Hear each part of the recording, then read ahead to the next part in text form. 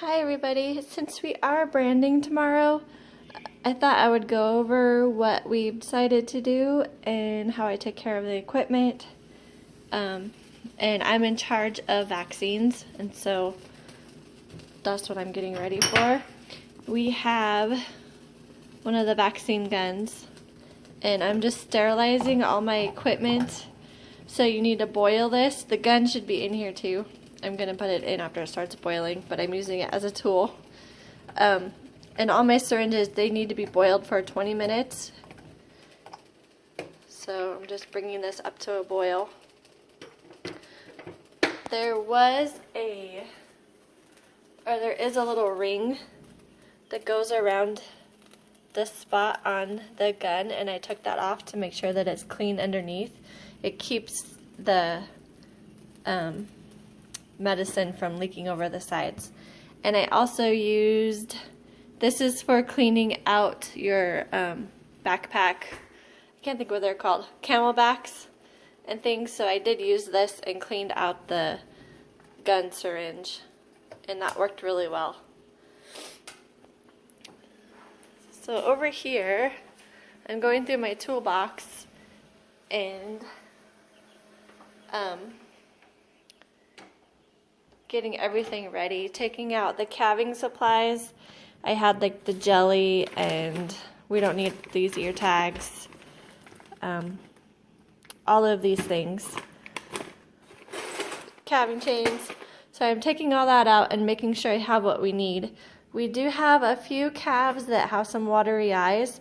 So I have the puffer ready for pink eye, the elastrator for banding. We are going to band, I think, unless we change in the middle. And our reasoning behind that is that our calves are, in the heat now, and the flies are out, and we think if there's an open wound, they might get fly strike easier. So there's a risk with either way, but without having an open wound, this is maybe a better bet. We are going to have the fly powder and all of that up there too. I got my rubber bands to go with that. The ear tagger, we have number 7, baby number 7 still needs her ear tag, and baby number 5. But we probably won't mess with that baby tomorrow. I have a box of needles, and I also keep my needles up here. And the vaccines I'm doing are subcutaneous, and so that just means under the skin. So I'm going to use 16 and 5/8 needle. The 5/8 just gets through the hide, and then the 16, we had some really thick new floor that we were giving, and it was super thick and hard to get through. So you could probably get away with 18 gauge too. The 16 and 18, 20, 22, those are the width of the needle. So, and then the other number is how long it is.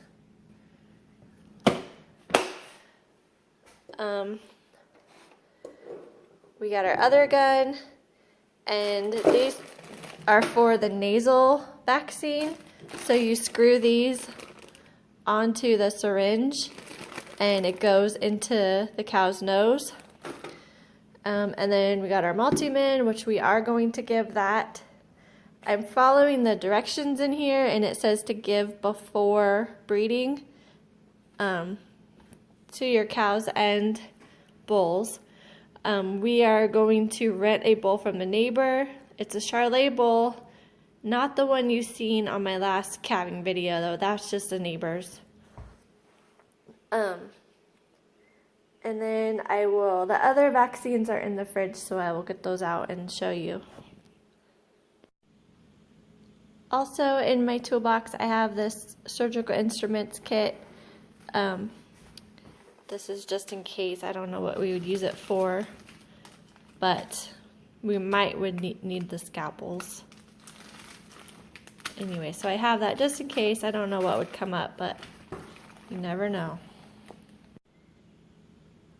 When you're messing with the ear tags too, make sure you have extra backs.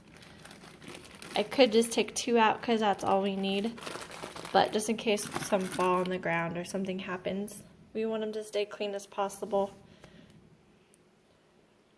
It came to a boil, and I set the kitchen timer for 20 minutes to make sure that they get the whole thing.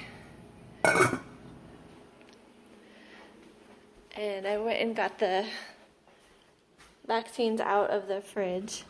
So I did a lot of research and to try to make this as fast and simple as possible.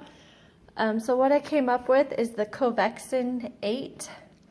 That has, so usually you give an 8-way, like a 5-way, 6-way, 8-way, and 8-way has the most coverage. And then Covaxin 8 also has the tetanus. So with the normal 8-ways, there's one other 8-way that has tetanus in it, but I can't remember what it is. But so watch out, because I think we had Ultra 8-way. Just watch out when you're looking to make sure that they have the tetanus. Otherwise, you're going to have to give another injection.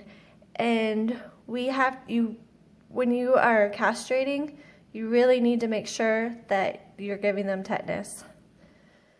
So we have the Covaxin 8, which covers everything. And then in Force 3, this is the nasal one. When we first got our calves, we had a really hard time with pneumonia. And this covers a whole bunch of pneumonias, I guess 3 different kinds of pneumonias. But you stick it in the nose, you have to make sure that their head is held up so it doesn't just run out of their nose. But you put half of the dose in each nostril and hold their head up. And it will, on the baby calves, it will go straight from the nasal membrane into them, so it's supposedly better to use on the babies before they do anything stressful, because the coverage goes right in there instead of like on the injection. It takes longer to work, supposedly. And then so we just have this one and then the Multimin 90, which is what we are using for our BOCI. Because it has everything in there. So it'll just be 2 injections and the nasal. And then we also have the wormer, the ivermectin wormer that we're going to pour on their backs.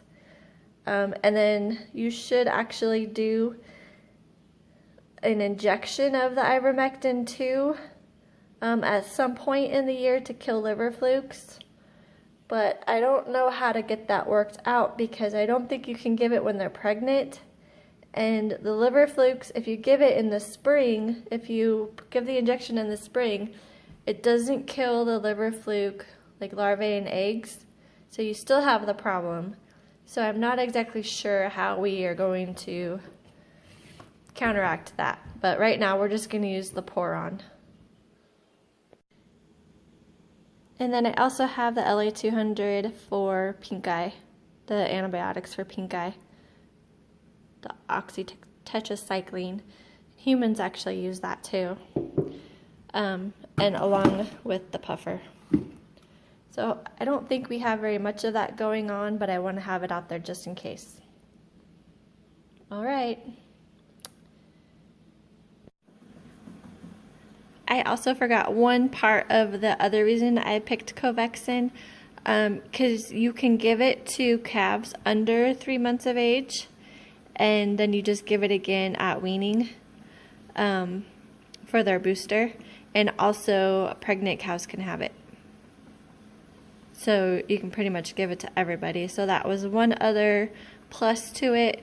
We had a 6-way, but we had a 6-way and a tetanus, but you couldn't give that to calves under 3 months of age. So that's the other reason I went with Covaxin 8. Okay, that's it.